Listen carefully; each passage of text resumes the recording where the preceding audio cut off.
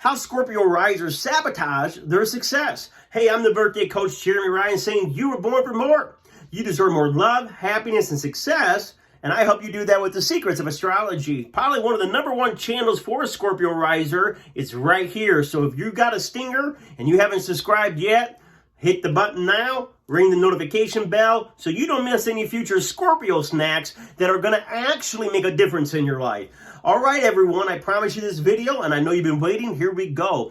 Do you want to have more success in this world? To have more success in the earthly realm, in this planet, you have to have a strong identity, not just a strong inner sense of who you are, but the projection to the world of who you are. You ever seen people that are managers that are very confident, but they're not very competent?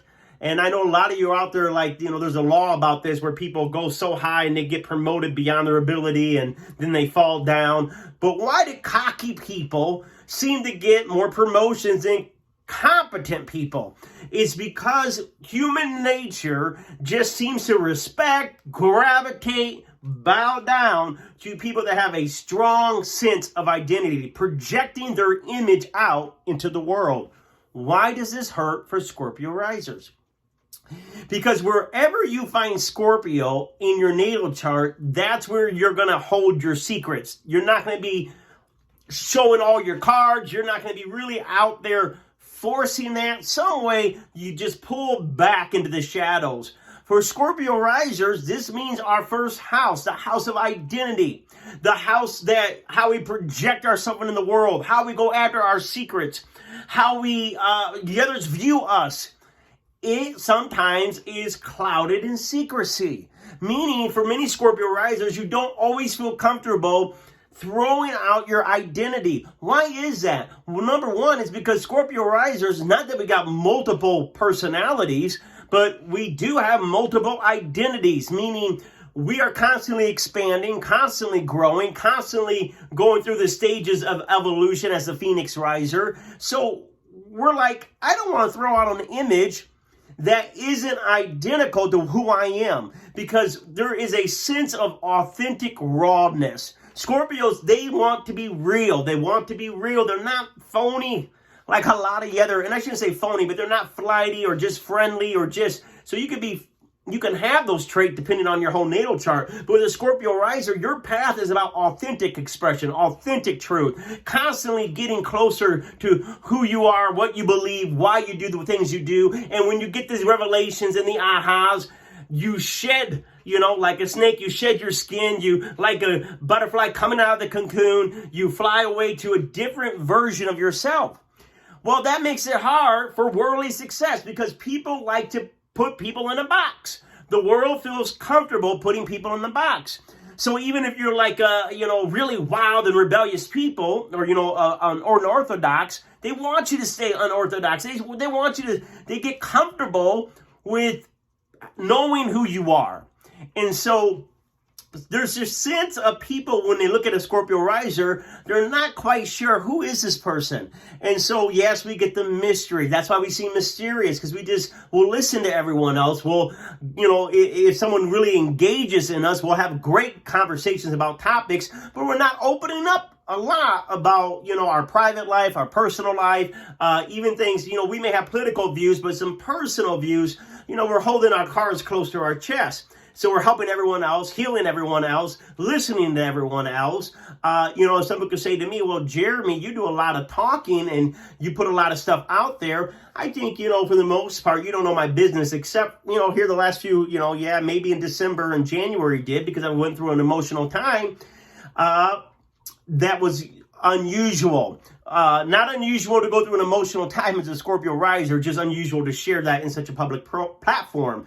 But I felt like it could help a lot of you. So a strong identity is important.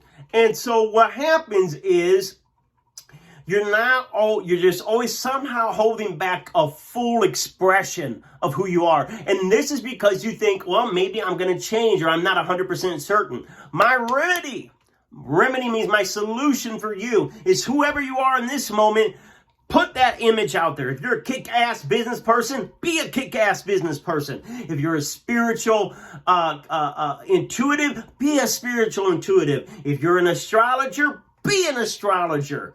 If you're trying to do too many things, it's going to water your brand. Once again, we're not talking about spiritual success, talking about love success. We're talking about worldly success. Worldly success, how do doors open up in your career, or how do doors open up where people respect you? It's a strong, strong identity. And so I always tell people that have Neptune or Pisces in that first house, you don't have a strong sense of who you are, so therefore we don't see much success unless you get that sense of an actor or that sense of a healer. That image, that identity. First house, who am I? What goals am I going after? If you don't know what image you're projecting, you don't know what goals you're going after. If you're holding back a little bit, like I do this or I do that, because of fear, because a lot of people attack us, so we hold back a little bit. I'm going to hold back my opinion. I'm going to hold back my thought. Now, some of you that got a strong Pluto or strong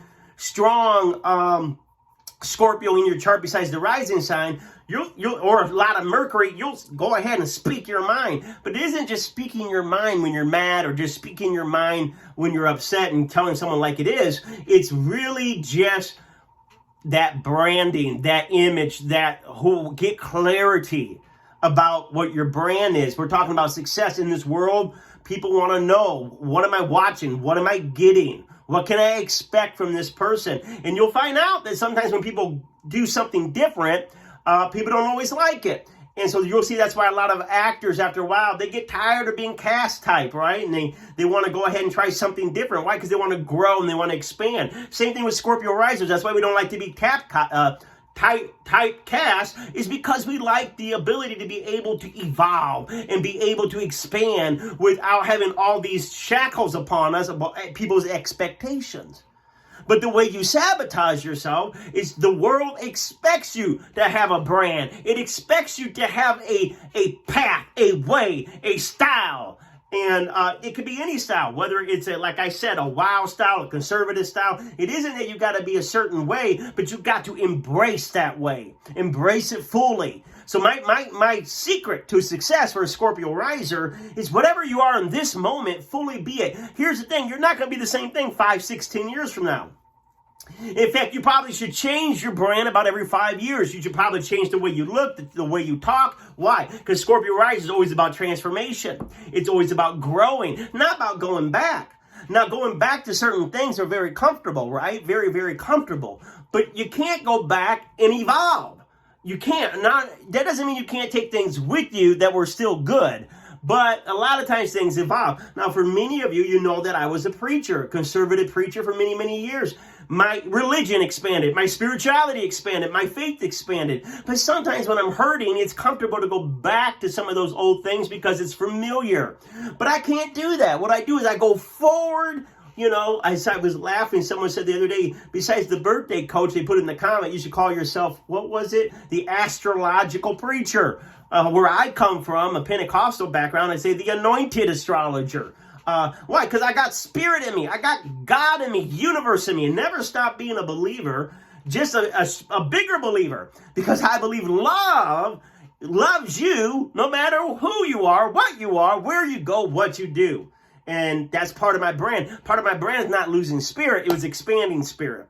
Right? Expanding astrology, expanding the occult knowledge in a way that still honors a little bit of that Pentecostal root, but not necessarily staying stuck with the logistics. So I'm already getting ahead of myself. What is it that you want to do these next couple years? What is it that you would like to see success in? Show yourself fully as that. Show yourself fully. Don't be like, The world likes strong identity. The world likes strong goals and strong vision. That likes a leader, right? Even if you're a meek leader, like, I'm not really outgoing. There's a lot of quiet leaders. They're not loud like me, but when they talk, they got, some wisdom. They take their time. But their style is clear and is persistent.